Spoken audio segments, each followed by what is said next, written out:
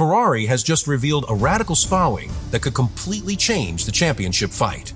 The so-called Macarena wing rotates its upper flap by roughly 270 degrees, completes the transition within 400 milliseconds, and has been estimated to produce an 8 to 10 km/h advantage in the right conditions.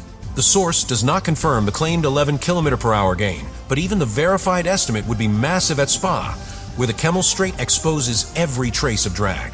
The FIA has already inspected and approved the system. Ferrari has already won with its latest upgrade package, and now a more aggressive version is expected for Belgium. But the real breakthrough is not simply higher top speed. Ferrari may have found a way to run more downforce through the corners, then remove much of that penalty on the straights. And if it works, Mercedes and Red Bull may be facing the most dangerous legal aerodynamic weapon of the season. Subscribe to the channel to understand why Ferrari's Spa wing could become one of the most important upgrades of the season. You have to begin with the problem every Formula One team faces at this circuit. Spa demands two completely different cars at the same time.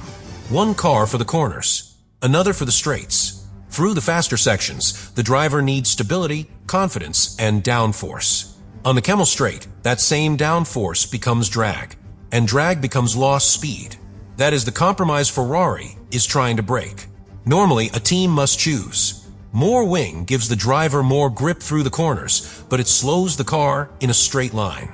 Less wing improves top speed, but it leaves the car nervous through the high-speed sections. At Spa, that decision can define the entire weekend. Choose too much downforce, and rivals attack on the straight. Choose too little, and the driver loses confidence in the most demanding corners. Ferrari's radical wing is designed to reduce that sacrifice. In corner mode, the rear wing can create the load the car needs.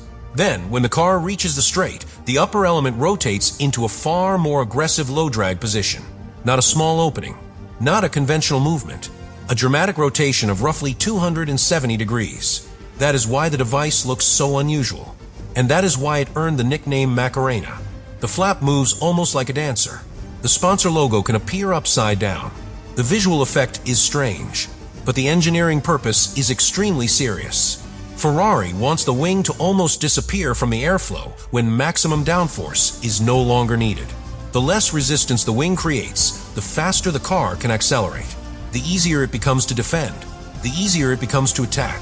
And at Spa, where the car spends a long time at full throttle, even a small efficiency gain can become valuable. The reported estimate of 8 to 10 km/h is already significant. The claimed 11 km/h figure is not confirmed by the source. But the important point is not whether the final number is 8, 10, or 11. The important point is that Ferrari appears to have found a meaningful straight line advantage without completely surrendering corner performance. That is what could change everything. A normal low-drag rear wing helps on the straight, but it forces the driver to live with less grip everywhere else. Ferrari's system tries to offer both states. More load when the car is turning, less drag when the car is accelerating. That sounds like the perfect solution, but creating it is far more difficult than it appears. The rear wing does not operate alone. The front wing also changes. The balance between the front and rear must remain controlled. If the rear suddenly loses too much downforce while the front remains loaded, the car can become unstable. If the front unloads too aggressively, the driver may lose steering confidence. If either wing completes the movement at the wrong moment, the entire car can feel unpredictable. That means Ferrari is not only controlling a piece of carbon fiber, it is controlling the aerodynamic balance of the entire car. And it must do that within 400 milliseconds. Every activation must be precise. Every return to corner mode must be repeatable. Every movement must happen under huge aerodynamic load, at high speed, with vibration, with the car moving over bumps, with the driver preparing for the next braking zone. A system that works once is not enough. It must work every lap. That is why Ferrari introduced the concept carefully. The wing first appeared during pre-season testing. Immediately, it drew attention, not because Ferrari had announced a huge performance gain, because the movement looked unlike anything else on the grid. But Ferrari did not rush it into permanent use. The team tested it, then tested it again. It appeared during first practice in China, but Ferrari removed it before qualifying. Fred Vasseur explained that the team had not completed enough mileage. That decision tells us how seriously Ferrari treated reliability. A rear wing failure at high speed would be dangerous. If the element did not return to the correct position before a corner, the driver could arrive with far less downforce than expected. If it moved too slowly, the car could remain draggy on the straight. If it moved too quickly or too violently, the balance could shift in a way the driver did not trust. So Ferrari gathered data. It studied the mechanism. It measured the transition. It looked for weakness. Then the FIA inspected the system directly at Maranello. That inspection mattered because unusual technical concepts immediately create suspicion. Rivals ask whether the idea is legal. They ask whether the movement exceeds the intended regulation. They ask whether the gap between the wing elements becomes too large. They ask whether the timing creates an unfair intermediate position. Ferrari's system passed. The opening and closing sequence was judged to comply with the required 400 millisecond window. That removed one of the easiest ways for rivals to stop it. A legal advantage cannot be dismissed with a protest alone. It must be understood, then beaten. That is why Red Bull's own rotating wing concept attracted so much attention.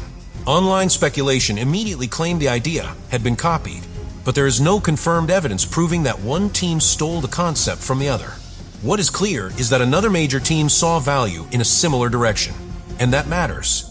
Formula One teams do not devote time, money, and engineering resources to complicated systems without expecting a serious return. The visual similarity may be obvious. The hidden details are not. The exact wing profile, the actuator layout, the sealing surfaces, the rotation speed, the stiffness of the structure, the way the wing interacts with the diffuser, the way it reconnects the airflow when corner mode returns. Those details decide whether the system creates a real advantage. Two wings can look similar and behave completely differently. That is why Ferrari's head start may be more important than the visible design. The team has already tested the concept across several months. It has already passed inspection. It has already used the system in a major upgrade package.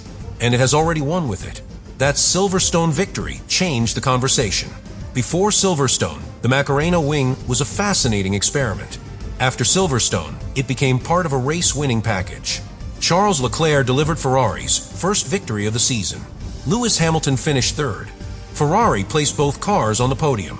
The result did not prove the wing alone created the performance.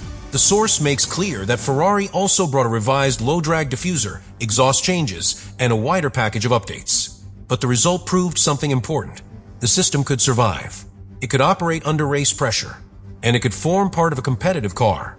That gave Ferrari confidence to push the concept further. Now Spa becomes the ultimate test. Silverstone rewards high-speed stability. Spa asks for that stability, then adds some of the longest and most punishing full-throttle sections of the season. The car climbs through Eau Rouge. It passes over Rydillon. Then it accelerates onto Kemmel. That sequence places enormous demand on the rear wing. The car needs load through the climb. Then it wants the wing to reduce drag immediately. The faster and more efficiently that transition happens, the greater the potential reward. But this is not only about reaching a higher number in the speed trap. The wing could change Ferrari's setup philosophy for the entire weekend.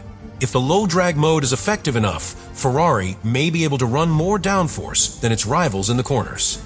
That could improve braking stability, mid-corner grip, traction, tire control, and driver confidence. Then on the straight, the rotating flap could remove much of the penalty.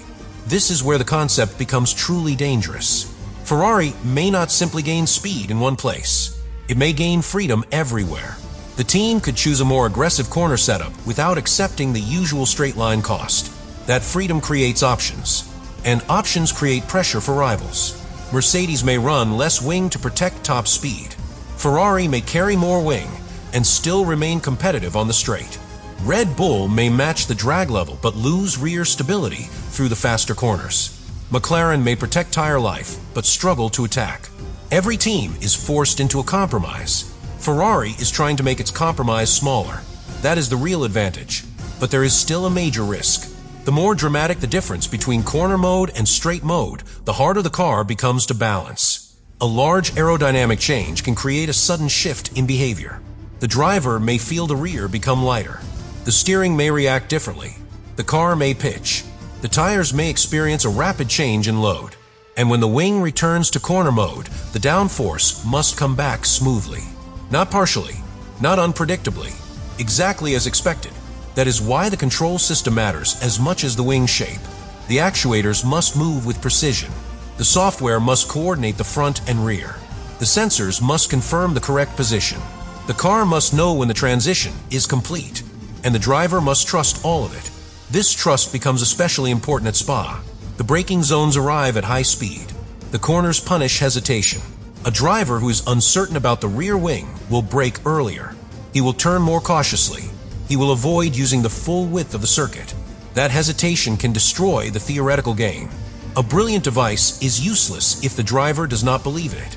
Ferrari, therefore, needs Charles Leclerc and Lewis Hamilton to feel the same confidence. That is another hidden test. The two drivers may prefer different balances. One may want a sharper front end. The other may prefer stronger rear stability. The Macarena system must work across both styles. If one driver can exploit it and the other cannot, Ferrari still has a narrow operating window. If both drivers are fast, the concept is far more mature. Silverstone gave Ferrari encouraging evidence. Spa will ask a harder question. Can the system work with lower drag, higher speeds, longer activation periods, and more extreme aerodynamic transitions? That is why the latest version is expected to be more aggressive. Ferrari has already proven the basic concept. Now it can chase more performance. A more aggressive design could create a larger opening, a lower drag state, a sharper transition, or a different relationship between the upper element and the main plane. The source does not confirm the exact geometry. That uncertainty is important. Rivals can study photographs. They can analyze movement. They can estimate airflow. But they cannot see every internal detail. Ferrari will protect the true design for as long as possible. And the secrecy itself creates pressure, because the paddock knows the concept is developing. It does not know how far. That means every team arriving at Spa must prepare for the possibility that Ferrari has found another step. Not a theoretical step. A step built on months of testing and a recent race victory.